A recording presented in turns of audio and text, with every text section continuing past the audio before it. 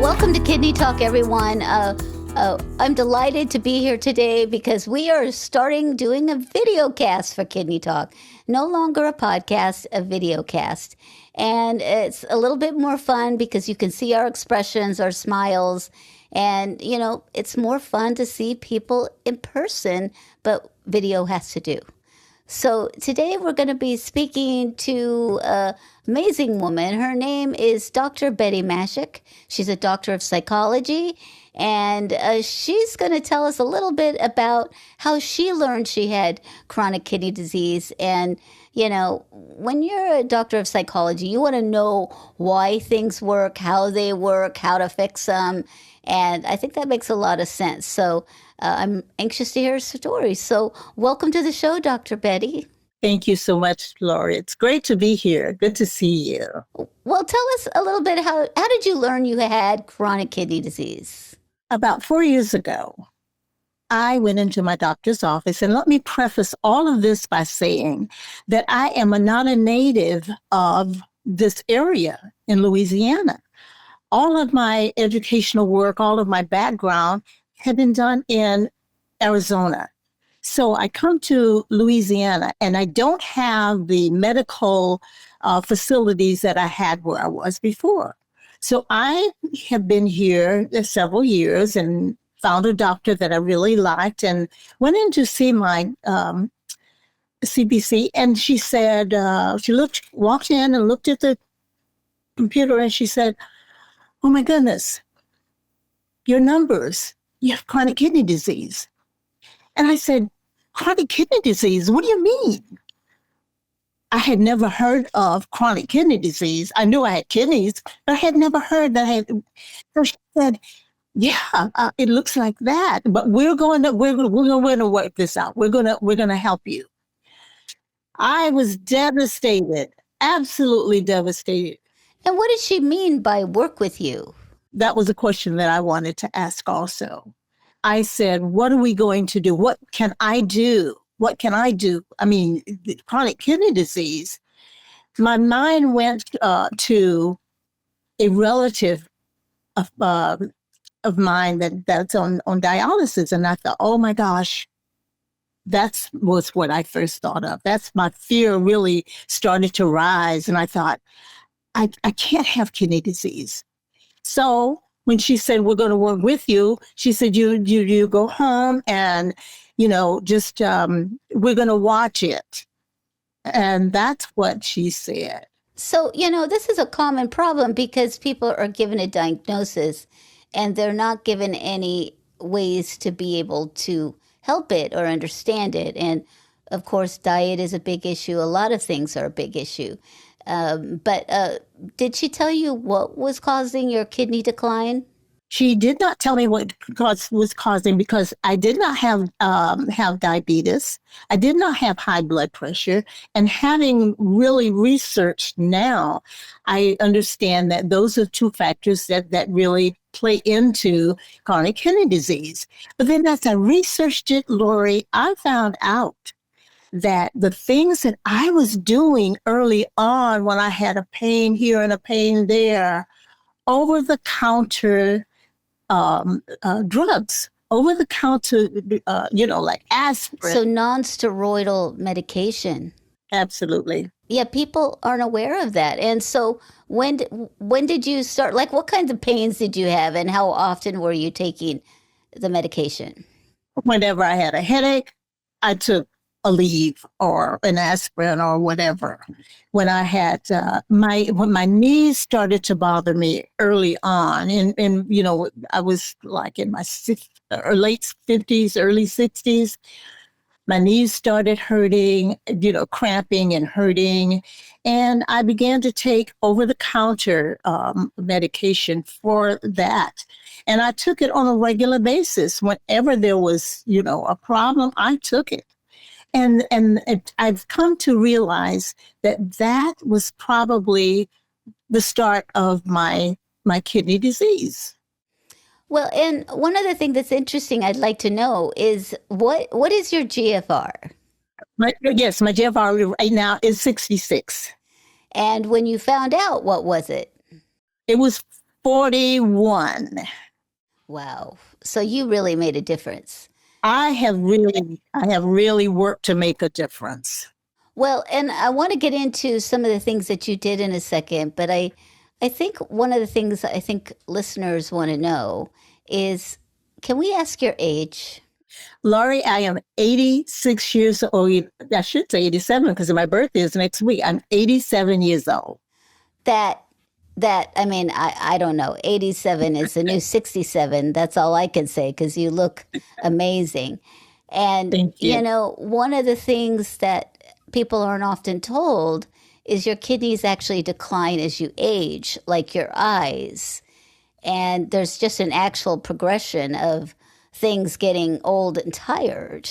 So that could be a factor in the fact that you can change habits to reverse the progression of aging, not a disease. I mean, it's when you have high blood pressure and diabetes, if you do not manage that, it's Yes. gonna just push you. I mean, you have to manage those.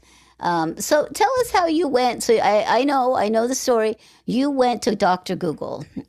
Yes, I did. I went to Dr. Google and I began to research and find out that, first of all, I needed to develop a plan.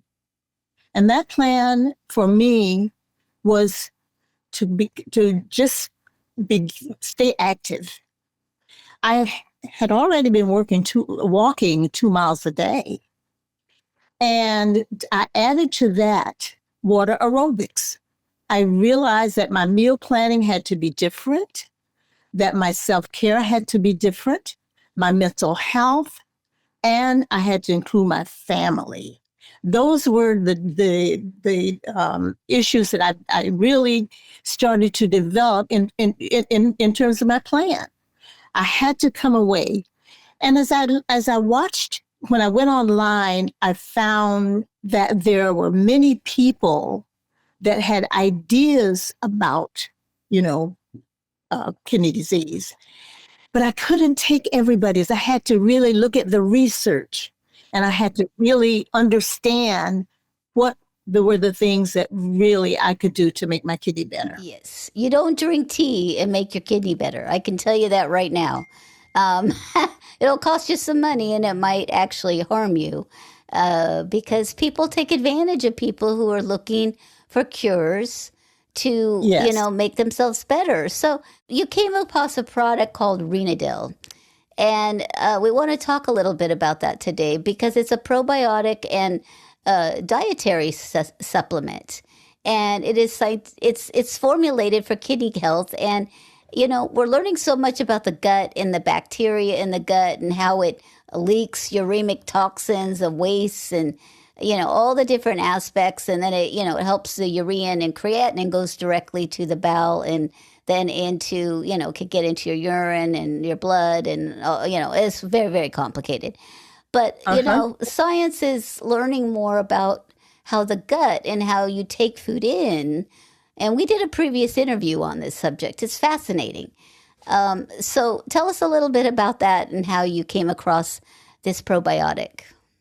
This probiotic, Renadil, saved my life. Let me tell you, I was online looking and searching, and I came across a podcast by James, a person who's Dad Vice TV, and he was talking about his, how he helped his kidney get better and better, and he held up a bottle and it said Renadil. I found out that this probiotic was made especially for kidneys. And I had not seen any other research proven research that said that it was made just for kidneys. So I began to take Renadil. And for 3 months, I took Renadil. And Lori, let me tell you, I went from a 40-ish, 41 to a 66 in 3 months. I couldn't believe it. So that has, and that's why I say that Renadil saved my life, because that was one of the factors in terms of really, really getting better, getting healed. And if I had known at 60 years old, because my kidney was not 100%, I would have started taking it then. without knowing that, without a diagnosis. Well, and it's interesting because one of the things that you said is, I don't know about you, but in addition to having a medication, you had hope. And hope is a powerful drug, because when you have hope that you feel like you're doing something to make you better, it just makes your mental health everything. And I've read up on this drug. I mean, it's not a drug, excuse me. It's a probiotic. It's not, it's a different class of drugs. And Right. it's interesting to me because it's used for chronic kidney disease. It's not specified for people who have a transplant yet because the studies haven't been done and they don't know if it'll mess with the medication. So you have to really ask your doctor about it. But Absolutely. it is seemed to make a difference for some people. And I mean, it's I'm always with, well, I'll try anything. I'll try anything. But so it is, and it's the fact that your GFR went from 40 to 60. It's like if there's no other factors, maybe that was the thing that did it. Absolutely. Well, tell us, let's talk about the cash. So did insurance pay for it? I mean, a lot of times they only pay for, things that are prescribed. This is, something that you can just buy on your own. So how did that work for you? This was completely out of pocket. Insurance does not pay for my insurance would not pay for Renadil. I inquired about it and they would not pay for Renadil. But, I decided that this is going to make me better. It's going to make me feel better. It's going to make me have a positive attitude. It's going to heal me. So it make your kidney happier, possibly, right? Because of the fact that uremia is something that we're all learning about, and I think the future science is about gut health and how it impacts. I was learning something about peanut allergies and how that's caused a lot by gut health. And I mean, anyways, I'm digressing, but I think it's really important because, we don't know what we don't know. And doctors are practicing. It's a medical practice. And so, what we were doing 30 years ago is much different than we're doing now. So we have to push our doctors to learn stuff too. We need to talk to them about this and suggest, what are some other ways, in addition to like managing your diet and exercising. And I would also say probably managing your sodium a little bit too. That's always a good thing. But absolutely. one question I have for you is, and I don't want to go out and scare everybody to not take, any type of, non-steroidal medication. But I do think it's also a cautionary tale for people about you were having these pains as you got, we get pains as we get a little older, but that, we can't take over-the-counter medicine continuously like that for pain. We have to address what the pain is. So I didn't know if you had any comments about that, because I bet you were very surprised that, taking nonsteroidal medication could have had an impact in your kidney decline. And I had a friend who had kidney failure from taking too many of them, and that was the cause. So we have to be aware of this stuff. And in addition to that, like you said, we have to help our doctors. Now, my nephrologist is a very, very kind man. He went to school the same year I was born, but he knows nothing about Renadil. So I decided one day when I went to see him that I was going to talk to him about Renadil and talk to him about my progress, because he said, you don't really need to come to see me anymore because you're doing really well. And I said, have you heard of Renadil? And he said, Renadil. And I said, pull it up on your computer. And he pulled it up on his computer. And I thought, at my age, I can just tell him. So anyway, he pulled it up. Respect your elders. Yeah. And he said, oh, okay. And I said, well, would you start telling your patients about Renadil? And he said, well, that's very interesting. And, so I mean, conversation after conversation like this with our nephrologists, to me, is very important because it gets the word out. If people don't know, Lori, there are so many people. My beautician called me a couple of weeks ago, and she said, I have a client that just got diagnosed with CKD. She said, would you mind talking to her? And I said, yeah. She was so fearful. The same fears The that she same had, thing. We the hear it all the same time. over, knew nothing about how to really develop a plan and take care of yourself. So yeah, you're right. Well, and we get that consistently at RSN, or when I'm working at my studio in boutique in Burbank, that people come in, they're like, I was just diagnosed with chronic kidney disease, and they're like a deer in the headlights, and they're Yes. afraid and they don't know, and all they think about is what you thought about. And we give the diagnosis without a plan of action. Or, one friend makes a difference, I always say, is you could talk to somebody else who's living in the same situation, and then you could discover and, communicate about ways that helped yourself. And, Absolutely. so, well, Dr. B, I think it's so lovely to see you. I think your beautician is extremely talented. I love your hair. It's just absolutely gorgeous.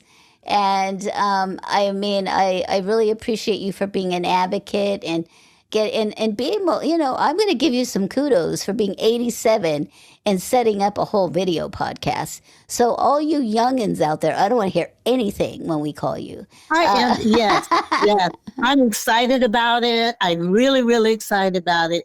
And it's going to come out pretty soon. Well, Conversation, kidney conversations with Dr. B. well, and I think it's really important to be able to, it's a host of things you do when you have chronic kidney disease, from diet to exercise. You got to find things to keep your mental health, and look for solutions. And Renadil may be one of them. And research other medications you're taking, and talk to your doctor. Have them do a medication reconciliation. I mean, sometimes we go to different doctors and they're giving us different drugs. And so it's really important to be your own advocate. So Yes, thank you so much, yes. so much, Dr. B, and I look forward to seeing you in the future. Thank you so much, Lori. It's been a great, great pleasure being with you. Thank you. Thank you so much.